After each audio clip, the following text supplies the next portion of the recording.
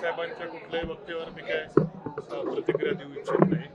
मी त्यांना जाऊन भेटेल, मला भेटायचं होतं पण भेटता आलं नाही. मी त्यांना जाऊन अवश्य भेटेल.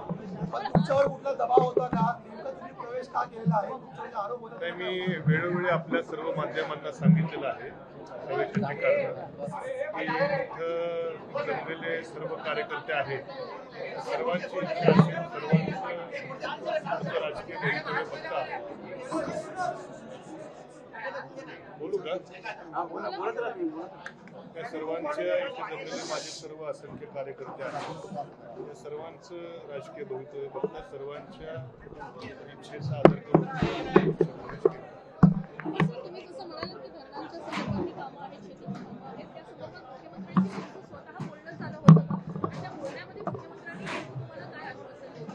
निश्चितपणे मी निवडणुकीच्या वेळेस जी काही आपल्याकडचा जे काही विकास कामांचा विषय होता त्याचं धरणामधलं गाळ काढण्याचं काम तर मंत्रिमंडळाने मंजुरी दिलेली आहे आणि इतरही कामं प्रगतीपथावर आता तर मीच पक्षात असल्यामुळे अजून पाठपुरावा करायला मला जास्त योग्य त्या ठिकाणी आता भूमिका राहील.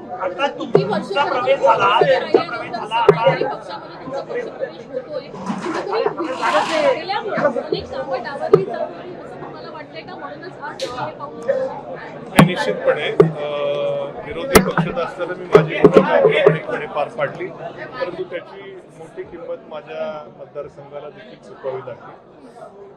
सत्ता गेल्यानंतर निश्चितपणे कुठेतरी विकास कामांना थोडासा ब्रेक बसला होता आणि बऱ्याचशा कार्यकर्त्यांची जी भावना होती आणि या सर्वांच्या भावनेचा आदर ठेवून पुढे देखील मतदारसंघामध्ये निधी कमी पडू नये ही देखील यामागचं एक मोठं कारण आहे. कुठला दबाव माझ्यावर थोडासा नव्हता, कुठल्याही चौकशी वगैरे कुठलीही नव्हती, पण या कार्यकर्त्यांची प्रामाणिक भावनेचा आदर राखत मी आज पाऊल उचललं. पण राहुरीमध्ये तुम्हाला एक पाऊल मागे घेतल्यानंतर कार्यकर्ते काहीसे नाराज होते, त्यांचं हे म्हणणं होतं का नेमकं?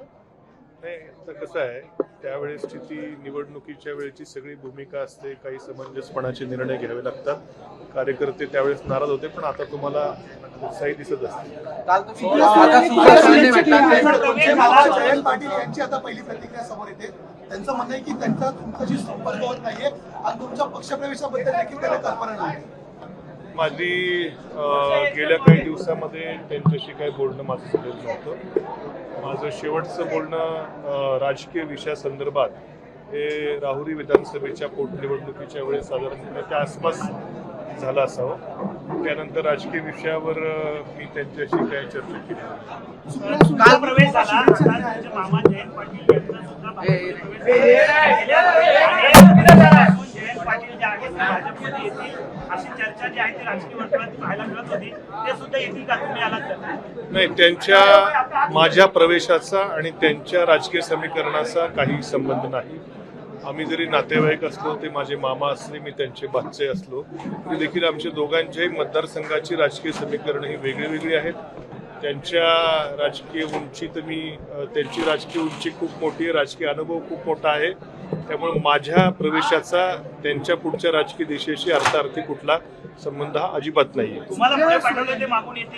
असं काही विषय नाही अजिबात. सर, एकीकडे स्थानिक स्वराज्य निवडणुकीच्या आधी दोनही राष्ट्रवादी एकत्र बैठका झाल्या असल्याची माहिती आहे, ज्याच्यामध्ये तुम्ही स्वतः होतात. हे तथ्य काय आहे नेमकं? मी एका बैठकीला फक्त होतो, एकाच बैठकीला होतो. त्यावेळेस काही विलिनीकरणासंदर्भातल्या चर्चा होतात, त्या बैठकीला फक्त मी होतो. अजित पवार स्वतः होते त्या बैठकीला? हा, दादा स्वतः बैठकीला होते. जयंत पाटील साहेबांच्या घरी दादा एकटेच होते. राज्यातली सुप्रिया सुळेंची प्रतिक्रिया आली, त्यांनी तुम्हाला शुभेच्छा दिल्या. त्यांचं म्हणणं आता अहिल्यानगरमध्ये राम शिंदे सोडले सर्व आमचे राष्ट्रवादी आणि काँग्रेसचे नेते आहेत. काय बोलाय? नाही, मी काल भेटलेलो आहे. माझ्या काय भावना आहेत मी ताईंच्या कानावर घातल्या आणि त्यांच्या सदिच्छा माझ्याबरोबर राहतीलच. शरद पवार साहेबांची काय प्रतिक्रिया नाराज असलं असं बोललं जात आहे? काय फोन वगैरे झाला नाही, मी अवश्य भेटेल त्यांना. माझ्याकडे काय प्रतिक्रिया अजून मला माहित नाही काय बोलले, पण मला नाही भेटता आलं त्यांना. मला जयंत पाटील साहेबांनी नाही भेटता आलं. सुप्रियाताईंशी माझी चर्चा झाली, रोहित पवारांची माझी फोनवरती एक दोनदा चर्चा झाली.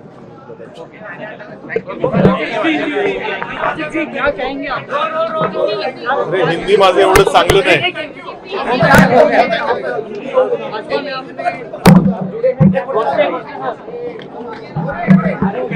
अरे डिस्टेंस ठेवा.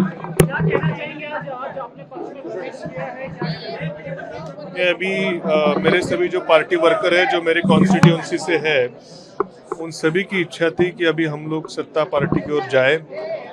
काफी दिनों से इनकी इच्छा थी, तो सभी के विचार, सभी कार्यकर्ताओं से विचार विनिमय करने के बाद हम सभी ने अभी भारतीय जनता पक्ष में प्रवेश किया है. तो आगे चल के जो पार्टी हमारे ऊपर जो जिम्मेदारी आएगी वो अच्छी तरह से हम संभालेंगे और इससे मेरी कॉन्स्टिट्यूंसी में भी काफ़ी विकास होगा, ये मेरी उम्मीद है. साथी सुप्रिया ने भी आपको बधाइयाँ दी, शुभकामनाएं दी, कैसे देखते हैं विचारधारा को, कैसे आगे लेकर चलने वाले हैं आप? देखिए, जिस पार्टी में, हर पार्टी में मैं जिस पार्टी में अभी आया हूँ और जिस पार्टी में था, शायद विचारधाराएं अलग होगी, लेकिन मेरी सबसे जो यहाँ पे प्रवेश करने की जो एक ये थी, वो मेरी कॉन्स्टिट्यूंसी का जो विकास है, इसलिए मैं ये पार्टी में आया हूँ. तो हर पार्टी में अलग अलग कुछ चीज़ें होती है, कुछ मुझे पसंद आएगी, कुछ नहीं आएगी, लेकिन अभी मैं पार्टी में हूँ तो इससे मेरी कॉन्स्टिट्यूंसी में कैसे काम होंगे, मेरे कार्यकर्ताओं के भी कैसे काम होंगे, ये मेरी पहली प्रायोरिटी है.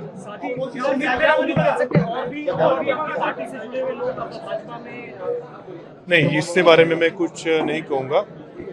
मैं तो सिर्फ ये मेरा अकेले का और मेरे कार्यकर्ताओं का प्रवेश है. ऑपोजिशन आपके ऊपर आरोप कर रहा है कि आपके मामा की और आपके ईडी की नजर थी, इसकी वजह से आप बीजेपी में जा रहे हैं, इस तरह से नहीं, इसमें ये एकदम बेबुनियाद आरोप है. मेरी जो ईडी की इंक्वायरी थी, जो केस चल रही थी, वो खत्म हो गई है. 1 साल पहले ही जो EOW है, इकोनॉमिक ऑफेंस विंग, उन्होंने इसमें क्लीन चिट दी थी. वो कोर्ट ने 2-3 महीने पहले एक्सेप्ट कर ली थी और सिर्फ जो टेक्निकल कुछ चीज़ें थी वो 1 महीने पहले ख़त्म हो गई और ना तो केसेस क्लोज नाउ. सो इससे कुछ संबंध बिल्कुल जोड़ने की कुछ ज़रूरत नहीं है और मेरे ऊपर दूसरा कोई भी केस दर्ज नहीं है इस देश में.